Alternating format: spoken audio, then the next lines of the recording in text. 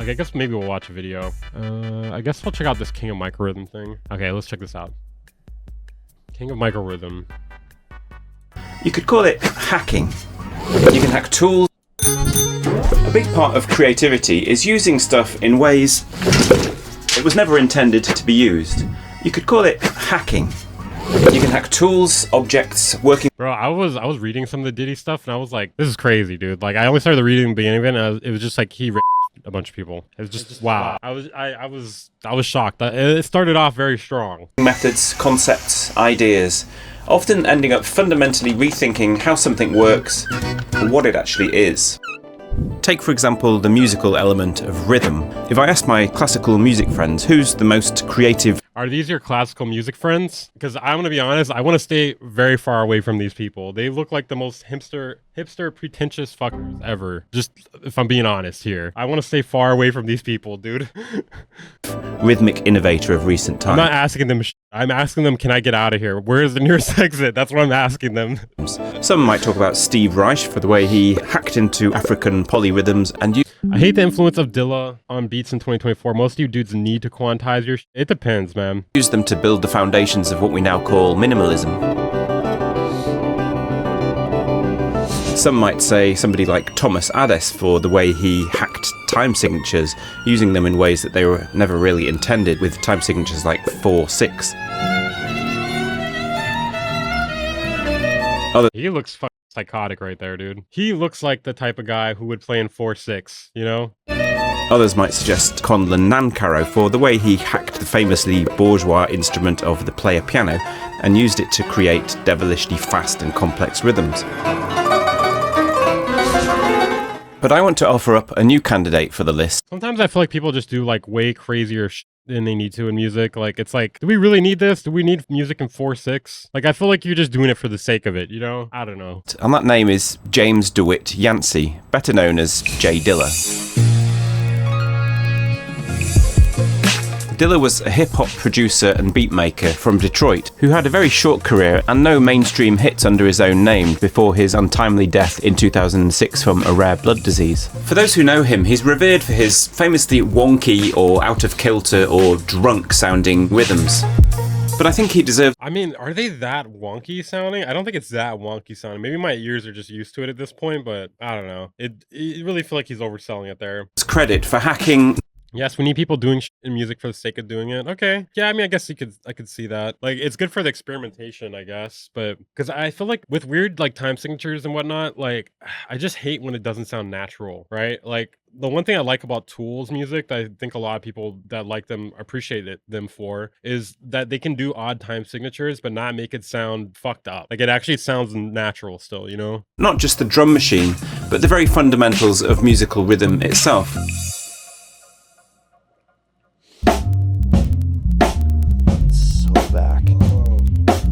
His approach has had an enormous effect on drummers and producers who've had to find ways to hack their own playing and creating to absorb Dilla's influence. And I think it's high time us classical musicians took note. In this video, I'll talk you through the techniques themselves, the fascinating ways performers have struggled to recreate some of Dilla's rhythms when playing live. Oops, I got it wrong. And finally, my own attempts to hack the hacker, as it were, and find ways to use these rhythms in ways they were never intended in my own classical compositions.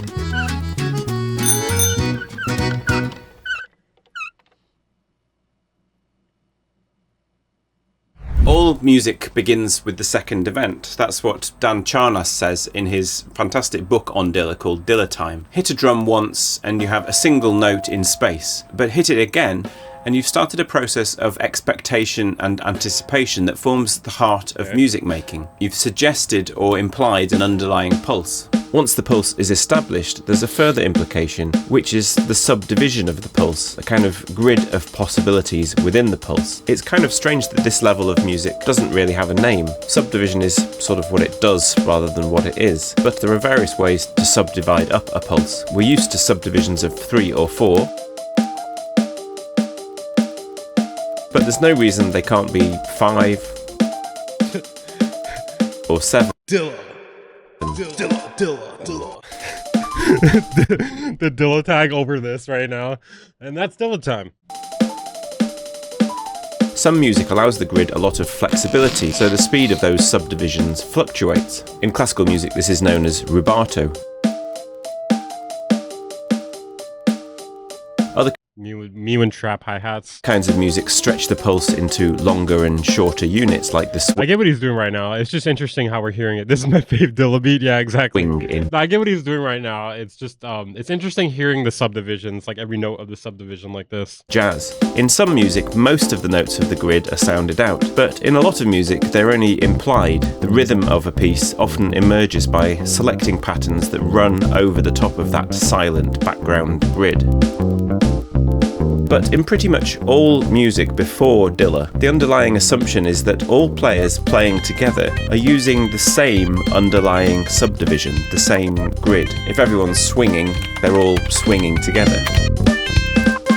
I think it's fair to say I that really feel like this is just overcomplicating the whole thing, you know? Like, do we need to math this? I don't think we need to math this. I think we could just, like, be like, yeah, it's got a good groove. It's just, you know, I don't think he was thinking this, you know? most of us always took this silent grid for granted. We never paid much attention to it, which is probably why it doesn't have a name. We always just Oh, I wouldn't assumed say that it's was the way overrated. music had to be, because without it, surely musicians wouldn't be able to synchronise and the music would just fall apart. Well, that was exactly the assumption that Dilla was about to tear down. The career of Dilla is inextricably tied with the career of drum machine maker Roger Linn. Linn's first machine, the LM1, was the first to use real drum samples, and it was a big hit most famously with Prince, who used it prominently on a number of tracks. But it included one feature which not many of those early adopters paid much attention to, presumably because of its weird label. Shuffle. It's referring, of course, to adjusting the Who's Dilla? Holy shit. How to piss off everyone in chat. shuffle, something I would describe as the swing ratio. Anyone not familiar with the nuances of jazz will tend to think of swing as this rhythm. Comedian Tim Dilla. A long note and a short note in a ratio of 2 to 1 or 66%. But in jazz performance, the ratio used typically varies greatly depending on the feel. I actually did a whole video about this a few years ago. Linn was musically savvy enough to understand this, but I guess he brought his engineer's mind to the subject as well, and There has to be a better way to illustrate this. was the first to quantify these Just hearing all this metronome and the constant subdivisions is, yeah, it is kind of, it's a little jarring, to say the least. subtle differences. His drum machine offered 6 different swing ratios, so if this is the standard swing Were those just fart sounds? Just not, what was that? Wait, hold on. I gotta bring that back. That was very odd. if this is the standard swing of 66%,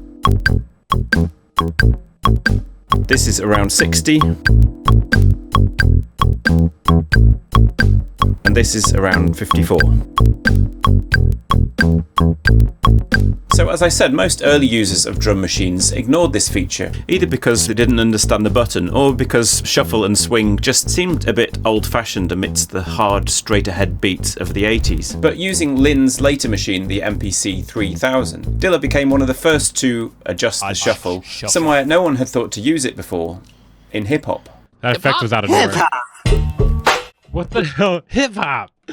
Yo, cut to the meme where they say hip hop and Bob's Burgers. Hip hop. Daddy, we need to get out of here.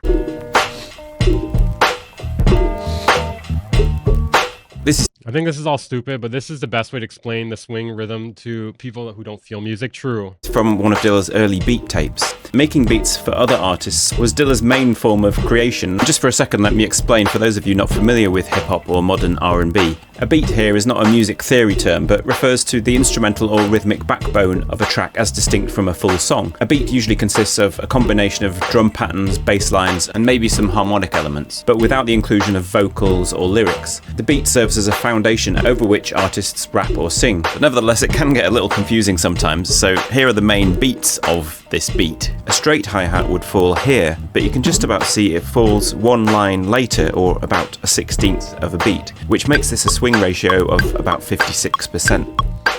Dude, that cracks me up, dude. The swing ratio of about 56%. Actually, it's 56%.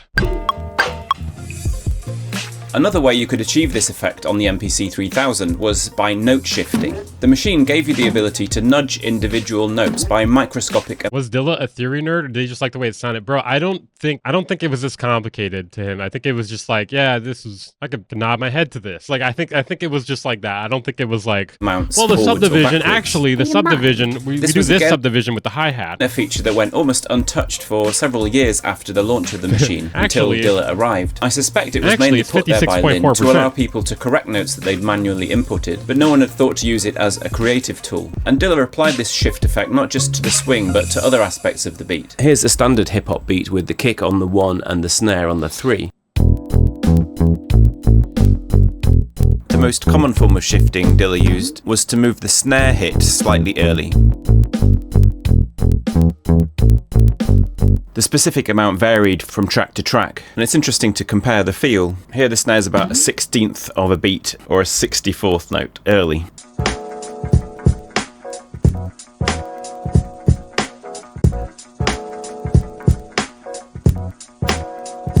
And in this beat for Slum Village's 2U4U, it's an even shorter triplet 64th note.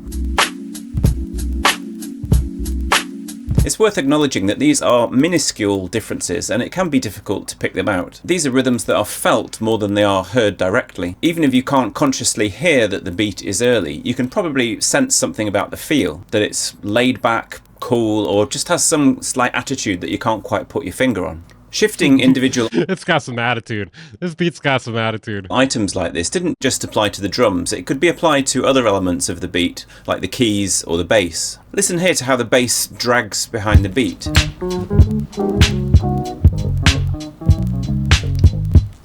Eye looks better. Yeah, it's making some progress. I don't know. It still looks like I punched in the fucking eye or something. It's not looking. I don't know. It's better than it was though. It was like fucking closed the other day. Particularly here Nudge your snares earlier at the end. Well, I mean, and like move the hi-hats back a bit, right? in this last section.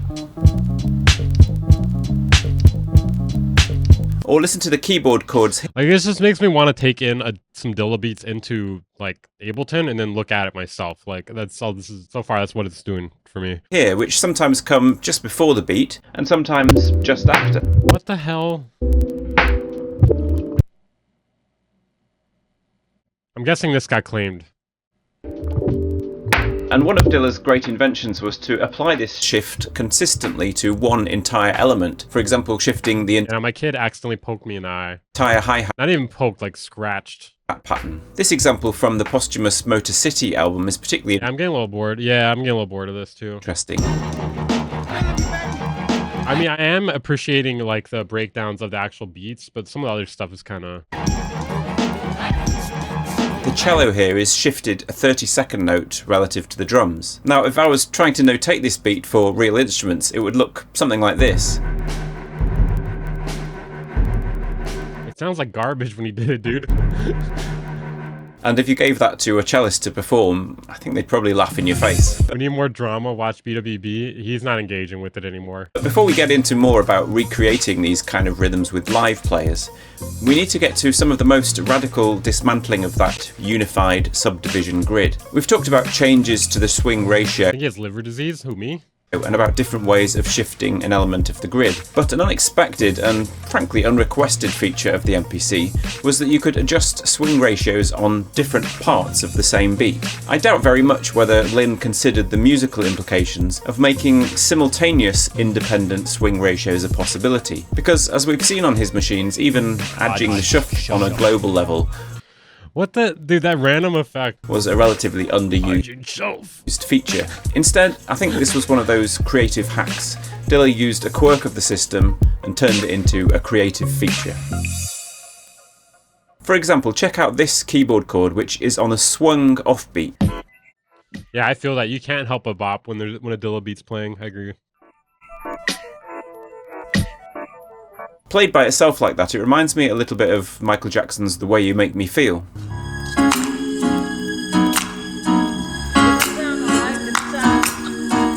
Shout out Bronx Beats. There you go. Then let's add on Dilla's drums.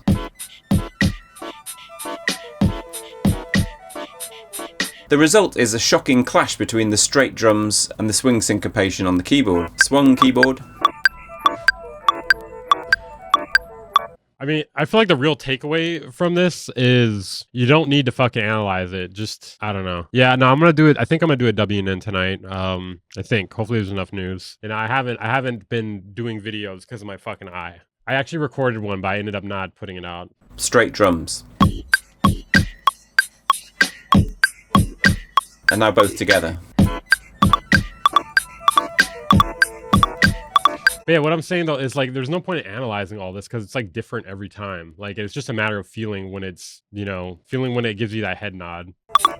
In the next example, we have something around... There's definitely a science behind it. I think it's more of a feeling behind it. I mean, you can analyze it, but it's going to be different every time. a 57% swing in the hi-hats.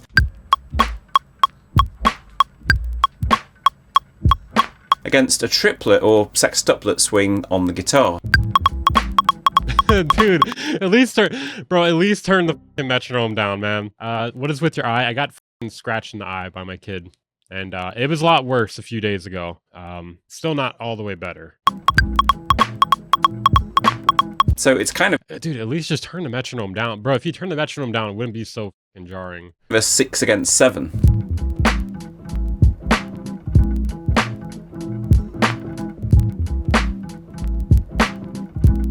Again, all very subtle stuff, and obviously I'm not saying that Dilla thought in terms of 6 against 7, that's just the feel he went for, and having that 6 against 7 is crucial in giving the track that unique Dilla feel. For the final Dilla technique, I'm going to use an example by Dilla's friend and collaborator, the producer Kareem Riggins, on a track by Erykah Badu.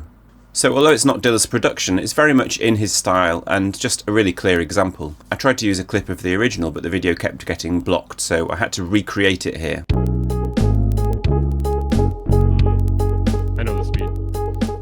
This time, dude, those fucking... I'm pretty sure those are like... those are some shitty drum sounds. The track mixes quintuplet swing with straight shifted notes, and I'm grateful to Slink for figuring this one out. I've linked his video below. Basically, imagine a quintuplet groove in the drums, and then a straight groove in the keys over the top.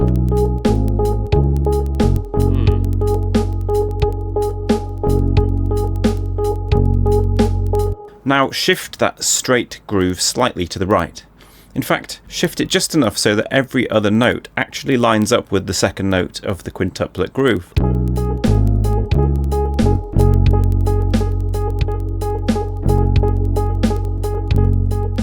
So the keys are now late on the downbeat, but synced up with the wonky part of the swing in the drums. Again, the notation version seems mad. Halfway through a quintuplet means it's here. But with an understanding of what's happening, I think it is possible that somebody could play this back live. And again, we'll look more at playing... Yeah, it's possible somebody could play it back live. Yeah, I think it's possible. These kind of rhythms in just a second. But before that, let's just summarize what we've got so far. So where we used to have a unified underlying grid, we now have elements that are straight, elements that are swung, different kinds of swing ratio playing elements that are straight, elements that are gay together, and elements that are shifted, elements that are swinging, and sometimes all of these different things all at once. So our unified grid has become quite definitely wonky, and this is what I mean by Dilla's frankly revolutionary approach to that underlying nameless grid. 3, 4. So are these kind of beats reproducible on live drums? Oops, I got it wrong. To a large degree, the surprising answer is yes. The first to really study... Oh my God, some of this is so stupid, dude. Yes, of course it is. First off, he played it on a drum machine, and there's not really that much of a difference other than the fact you're physically doing it. Like, there's a little more effort put into it. An attempt to emulate them was Questlove, shown here shifting the downbeats behind the beat. And he's been followed by a whole range of drummers, from Anderson .Paak to Chris Dave to J.D. Beck to Nate Smith and many more. There seems to be two groups of thought when it comes to recreating swing ratios on live drums. Jazz performers naturally varied the swing ratio based on feel alone, and there's a large group of players who swear by feel as the only way to pick up these rhythms. For me, it's just about like approaching it in the same way that the producers who made this music approached it, and that was not... Yeah, exactly. You would never notate the music like this. It'd just be like, play it with feel. Play it so it makes you nod your head. Like, it's just not To that sit complicated. It doesn't down. need to be this complicated. And- If you're trying to, I guess it's just more about analysis of it than it is like how to do it. Talk about subdivisions. If you're talking about Detroit hip hop, it's not about, oh, it's a 30-second triplet or a quintuplet, or well, you're just not coming at it like that. Yeah. It's just about feel, and it's actually about something that you can't write down. You can't Yeah, that's true. In historical documentation. notate this. It doesn't work. You can't do it. I think there's always going to be a certain smugness on the part of some musicians who've worked these rhythms out purely by feel. But I don't think what Richard Spaven said there is the whole truth. And I think we can get a lot closer to the genuine feel of some of these rhythms than people sometimes think. For starters, those ratios on Linn's drum machines made people really... What's with the SpongeBob footsteps for the shifting of it there? That's crazy to me. People sometimes You did this think. earlier. For starters, those ratios on Linn's drum machines made people realise that there was a more calculated approach to recreating these rhythms. The 60% swing is a ratio of 3:2, so it can be recreated using a quintuplet.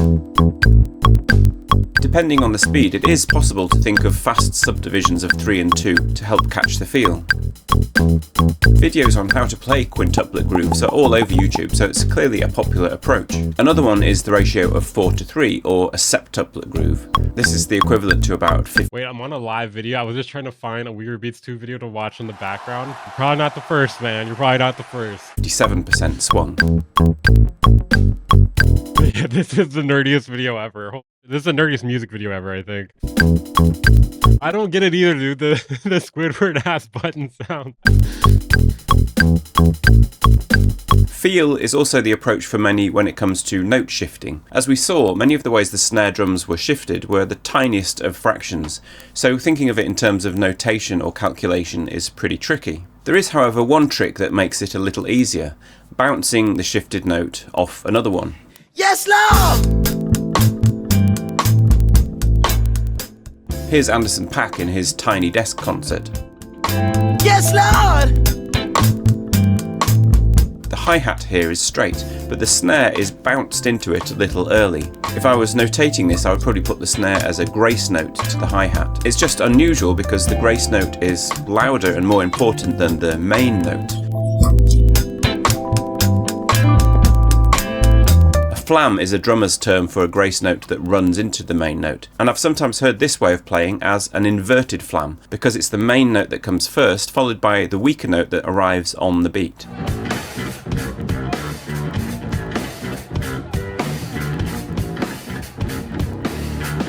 Now, in researching this video, I fell a little bit in love with the band Hiatus Kaiyote, and in this track Swamp Thing from the album Choose Your Weapon, the extreme wonkiness in a live setting is something I find quite exhilarating. Drummer Perrin Moss here shows off a kind of double How do they do it? They're playing it live. inverted flam. There's a quintuplet swing to start with, but the downbeat itself is an unaccented hi-hat. Running into that is another unaccented hi-hat, and only before that, the loud booming bass drum, which of course feels like the real downbeat. So there's a double wonkiness from the combination of quintuplet swing and essentially a double shifted downbeat.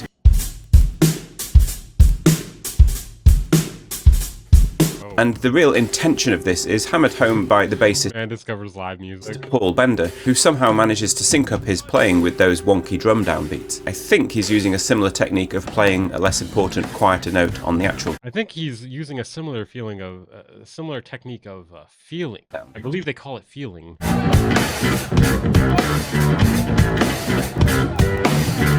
Something that feels as uneven and wonky and exotic as this is really where I'd love to get as a classical composer. If you're wondering why I'm spending so much time dwelling on these wonky rhythms, I think it's because I find they're engaging in equal measure on a physical and an intellectual level. A really groovy, wonky rhythm like this one is impossible not to move to, but my brain also finds it really interesting trying to unpick what's actually happening. But what about those unique Dilla grooves where several parts operate in different kinds of subdivision? That's surely impossible live, right? Well, no, but it often involves some kind of almost mystical level of understanding between the players to really pull it off. Rob Malarkey here shows off how he's able to play an entire bass line massively shifted away from the drum grid. So back. It took a lot of work to get that consistentness. Actually. Yes. I think I can move it by varying amounts. Malarkey's ability to do that seems to be a skill he's acquired over many years. I'm not sure how many people would be comfortable playing like this, but it's clearly something that is possible. Or check out this clip from the amazing Dommy and JD Beck.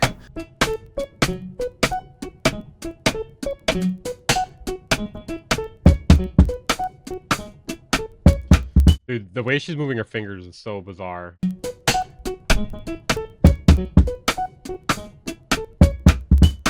Dommy here is playing very straight on the keys, where Beck is using something like a quintuplet groove. It's quite disorientating.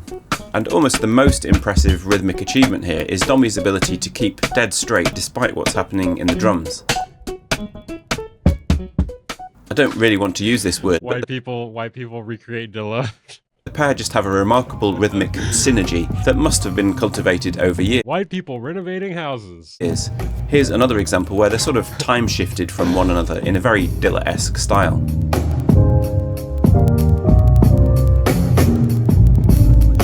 So finally, I want to turn to my own music and show you my attempts to explore some of these ideas within classical music. My first attempt at a shifted beat came in around 2006, when I was trying to write some folk music inspired songs. A friend had introduced me to some Romanian folk music, and one singer who was a sort of cafe crooner from the 1950s was unlike anything I'd ever heard before.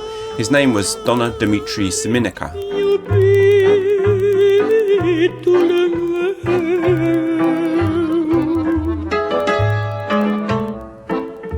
Apart from the incredibly haunting vocal performance, that accompanying rhythm, We're gonna make it through this full video. We're almost there. We got 5 more minutes. my favourite instance, This has been a bit of a struggle. had the same kind of beat shift that you hear in a Dilla track. This time it was the third beat that was shifted early. So I wanted to try and steal that rhythm for my own piece, but using music notation, how could I do it? The basic version would look something like this. But of course that would miss out the early shifted third beat. But finding a way to notate this kind of thing successfully is really not so easy. It's as much a game of player psychology as anything else.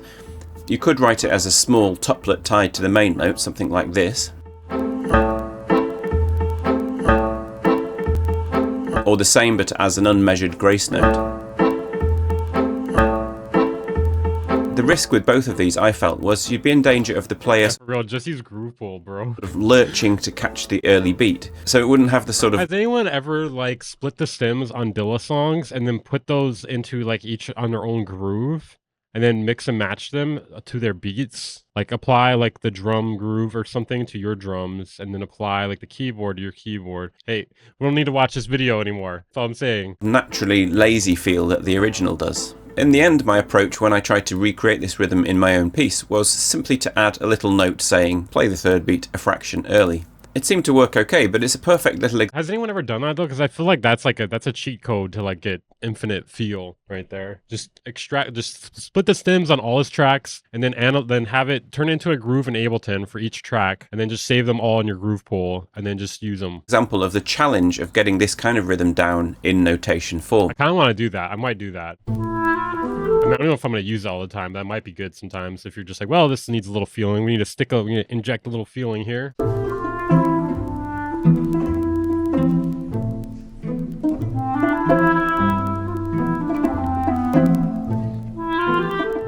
A few years later, I attempted a more adventurous Dilla-esque idea to shift an entire passage by a micro amount in my opera The Firework Maker's Daughter. The music had a steady 16th note pulse in the harp,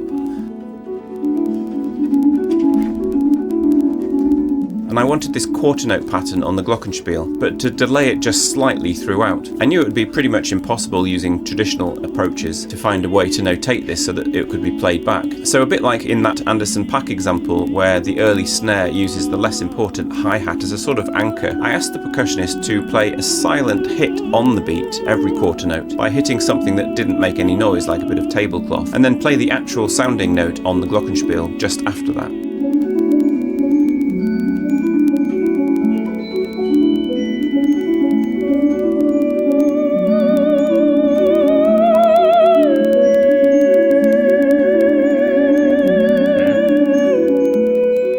his Teebs. But I think my most Dilla-inspired passage was an attempt to use effectively two kinds of subdivision at once, which I did in my recent piece, Luli Loops.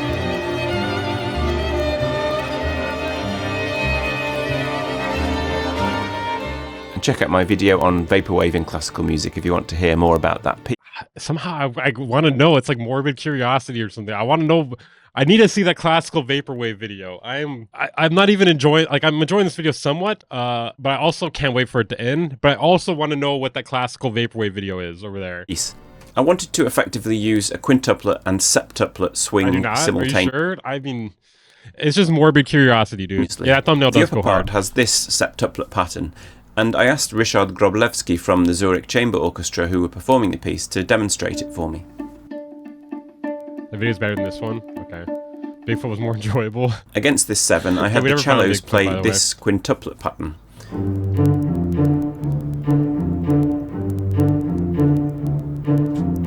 And here's the 2 in combination.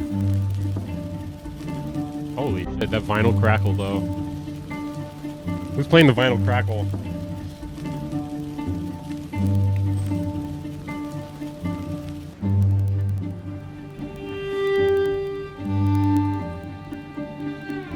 So you can see it's definitely possible, but it's also something that's quite outside the normal rhythmic experience of a classical player. For it to become as natural as those hip-hop drummers, it would require just as much long-term repetition, I suspect. In hip-hop it also works well because the wonky beat is literally repeated throughout the whole piece, which might be less likely in a classical piece. I'd like to try and write a piece where this kind of groove, maybe with some grid shifts added in, was a central feature of the piece. The challenge for the classical world is that it takes time to really nail the feel of these rhythms, and in most cases for contemporary music, time is the most scarce of resources. If you only have 1 hour of rehearsal, you're not going to have time to get into the feel of a groove. The one place I could imagine seeing it work would be in chamber music. String quartets, for example, often go to extraordinary lengths to master a challenging modern score. So given the incentive of a really good piece that uses these Dilla-esque rhythms, I don't think the challenge would be beyond them. And that's certainly a day that I look forward to. I'm guessing for some of you, the whole idea of mixing Dilla with classical music might seem strange, but I don't think Dilla himself would agree with you. He actually learnt the cello from a young age, and he sampled many classical composers throughout his career, including J.S. Bach and Erik Satie. In the end, it comes back to what I was saying at the start.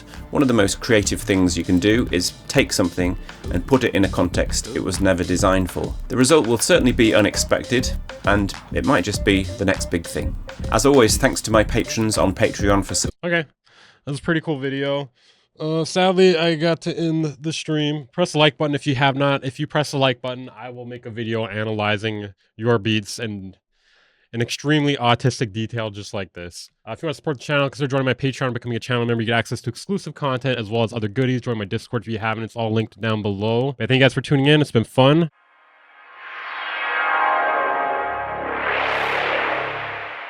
Bang Incorporated.